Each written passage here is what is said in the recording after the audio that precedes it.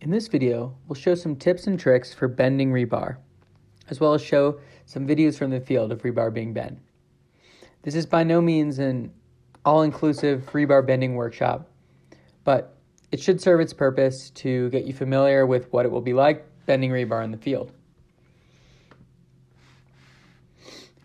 The steps during construction are generally to first measure and construct a jig for bending the rebar.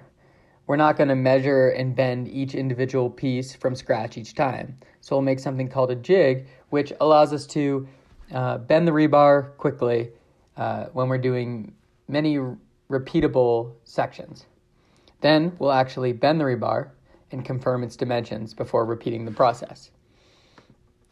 The tools and equipment needed for bending rebar will vary. First, you'll need rebar with varying sizes. You also generally need a wooden post, a beam, or a sheet of plywood to create the jig, and tie wire.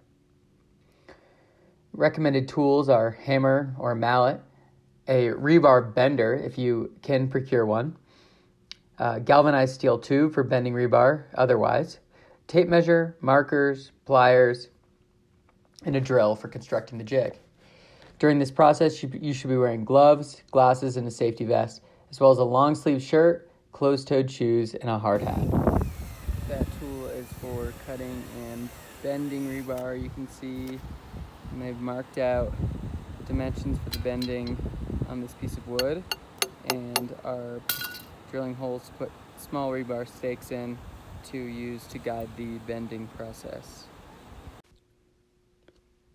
Once we've created our jig for bending a repeatable piece of rebar, let's say having to bend 10 or 20 stirrups for the towers, we now have to measure the full length of the rebar that we're going to be bending and cut that. We can then cut it with a hacksaw or a rebar bending and cutting tool if we have that on site. So here we made a jig on a wooden post for bending the tower rebar to size. So first they did 50 centimeters plus 15,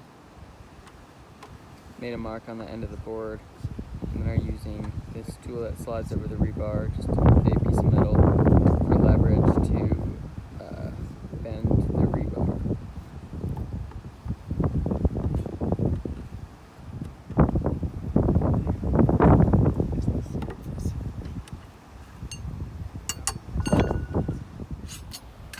Note the inner and outer dimensions marked for each of these bending points, because the diameter of the rebar will increase the size of the run on the bend.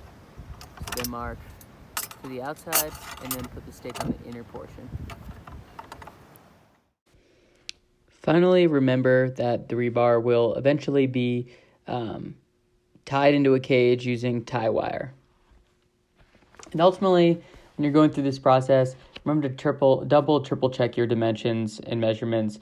Rebar is expensive and a limited resource. We want to make sure we're cutting and bending, only having to cut or bend once while we measure 3 times, 4 times, because once bent, the larger pieces of rebar, the pieces with larger diameter are going to be nearly impossible to straighten out, and that will also affect structural integrity. So once again, thank you for watching, and you can find more information about specific rebar cages and how they're built on the standard drawing plans, as well as the Bridge Builder Manual and Bridge EDU course.